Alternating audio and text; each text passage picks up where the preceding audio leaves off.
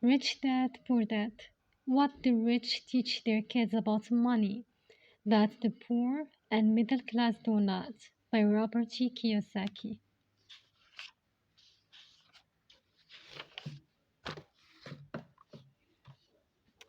To parents everywhere, a child's first and most important teachers, and to all those who educate, influence, and lead by example. Acknowledgements. How does a person say thank you when there are so many people to thank? Obviously, this book is a thank you to my two fathers, who were powerful role models, and to my mom, who taught me love and kindness. The person most responsible for this book becoming a reality is my wife, Kim, my partner in marriage, business, and in life. She makes my life complete. Introduction. Rich Dad, Poor Dad. Having two dads offered me the choice of contrasting points of view, one of a rich man and one of a poor man. I had two fathers, a rich one and a poor one. One was highly educated and intelligent. He had a PhD and completed 4 years of undergraduate work in less than 2 years. He then went on to Stanford University, the University of Chicago, and Northwestern University to do his advanced studies, all on full financial scholarships. The other father never finished the 8th grade. Both men were successful in their careers, working hard all their lives. Both earned substantial incomes, yet one always struggled financially. The other would become one of the richest men in Hawaii. One died leaving tens of millions of dollars to his family, charities, and his church. The other left bills to be paid. Both men were strong, charismatic, and influential.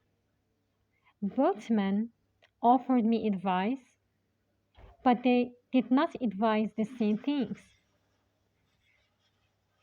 Both men believed strongly in education but did not recommend the same course of study. If I had had only one dad, I would have had to accept or reject his advice. Having two dads offered me the choice of contrasting points of view, one of a rich man and one of a poor man. Instead of simply accepting or rejecting one or the other, I found myself thinking more, comparing, and then choosing for myself. The problem was the rich man was not rich yet, and the poor man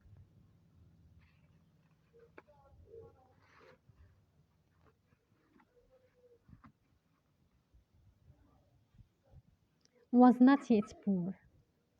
Both were just starting out on their careers, and both were struggling with money and families. But they had very different points of view about money. For example, one dad would say, the love of money is the root of all evil. The other said, the lack of money is the root of all evil.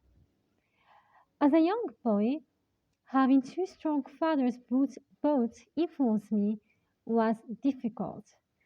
I wanted to be a good son and listen, but the two father but the two fathers did not say did not say the same things. The contrast in their points of view, particularly about money, was so extreme that I grew curious and intrigued. I began to start thinking for a long period of time about what each was saying.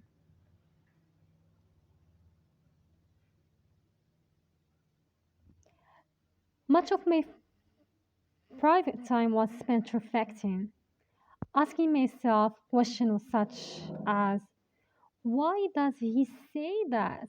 And then asking the same question of the other dad's statement. It would have been much easier to simply say, yeah, he's right. I agree with that. Or to simply reject the point of view by saying, the old man doesn't know what he's talking about. Instead, having two dads whom I loved forced me to think and ultimately choose a way of thinking for myself. As a process, choosing for myself turned out to be much more valuable in the long run than simply accepting or rejecting a single point of view.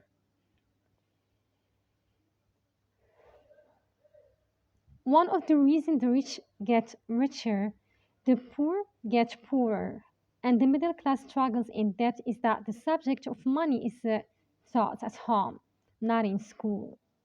Most of us learn about money from our parents. So, what can poor parents tell their child about money?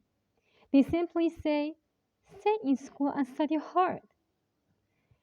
This child may graduate with excellent grades, but with a poor person's financial programming and mindset. Sadly, money is not taught in schools. Schools focus on scholastic and professional skills, but not on financial skills.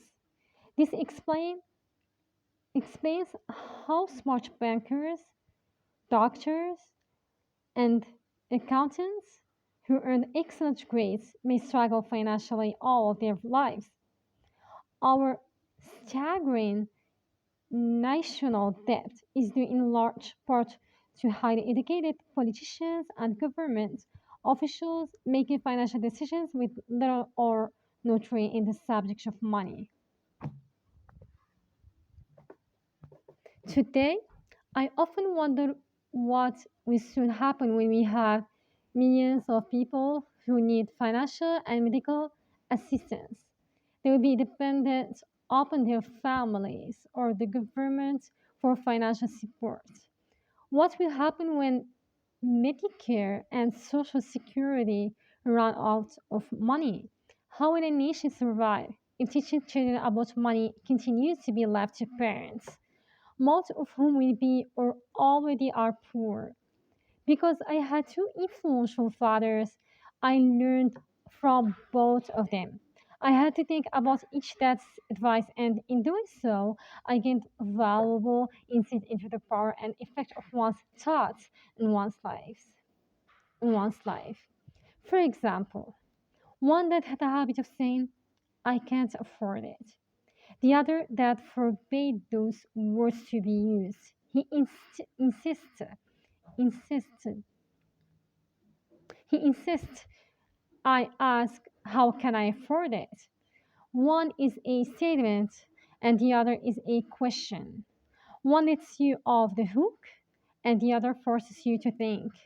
My soon to be rich dad would explain that by automatically saying the words, I can't afford it, your brain stops working. By asking the question, how can I afford it? Your brain is put to work. He did not mean that you should buy everything you want. He was fanatical war, about exercising your mind, the most powerful computer in the world. He'd say, my brain gets stronger every day because I exercise it. The stronger it gets, the more money I can make. He believed that automatically saying I can't afford it was a sign of a mental laziness.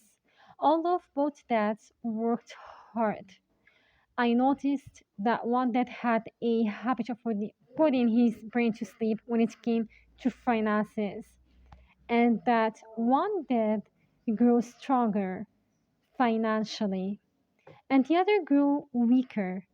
It is not much different from a person who goes to the gym to exercise on a regular basis versus someone who sits on the couch watching television. Proper physical exercise increases your chances for health, and proper mental exercise increases your chances for wealth. My two dads had opposite attitudes, and that affected the way they taught. One dad thought that the rich should pay more in taxes or take care of those less fortunate. The other said taxes punish those who produce and reward those who don't produce.